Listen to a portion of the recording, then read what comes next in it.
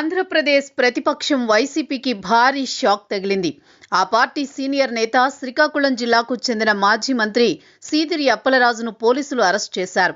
అయితే ఇది రాజకీయ పరమైన అంశం కాకపోయినా కీలక నేతను అరెస్ట్ చేయడంతో వైసీపీ నేతలు ఆందోళన వ్యక్తం చేస్తున్నారు.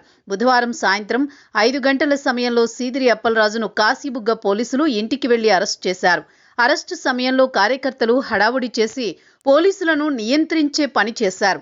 అయినా పోలీసులు వారి డ్యూటీ చేసి అప్పలరాజుని అరెస్ట్ చేసి అనంతరం స్టేషన్కు తరలించారు. కాగా సీదిరి అప్పలరాజు అరెస్టు విషయం తెలుసుకున్న వైసీపీ నాయకులు పోలీసులను అడ్డుకునే ప్రయత్నం చేయగా వారిపై స్వల్ప లాఠీచార్జీ కూడా జరిగింది. సీదిరిపై కాశీబుగ్గ పోలీసులు కుట్ర, చీటింగ్, హత్యాయత్నాన్ని ప్రోత్సహించడం వంటి పలు కీలక సెక్షన్లను పెట్టినట్లు అధికారులు తెలిపారు.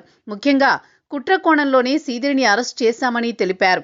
జరిగిన ఘటన నుంచి తప్పించుకునే ప్రయత్నం చేయడంలో ఆయన మాస్టర్ మైండ్ గా వ్యవహరించారని ప్రసిద్ధం. కాగా సీదిరి కుమారుడు ఆరవ్ వర్మ ఇప్పటికే జైల్లో ఉండగా ఇప్పుడు సీదిరిని కూడా అరెస్ట్ చేయడం గమనార్హం. మరోవైపు ఈ అరెస్టును వైసీపీ నాయకులు ఖండించారు. రాజకీయ కుట్రలో భాగంగానే పోలీసులు అరెస్ట్ చేశారని, పోలీసులు అధికార పార్టీకి అనుకూలంగా పనిచేస్తున్నారని వైసీపీ నేతలు ఆరోపిస్తున్నారు. అసలు ఏం జరిగింది?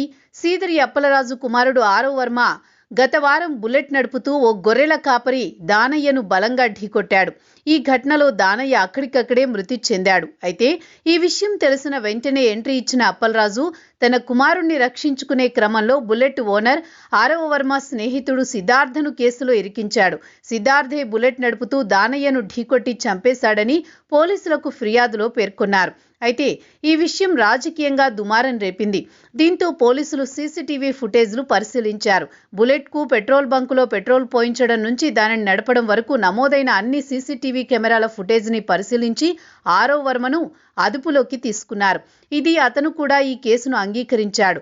బుల్లెట్ను తానే నడిపానని చెప్పాడు. అయితే ఈ కేసును మాయ చేసి సంబంధం లేదనే వ్యక్తిపై కేసు నమోదయ్యేలా చేశారన్న అభియోగంపై మాజీ మంత్రి సీదిరి చుట్టూ రాజకీయ విమర్శలు వచ్చాయి.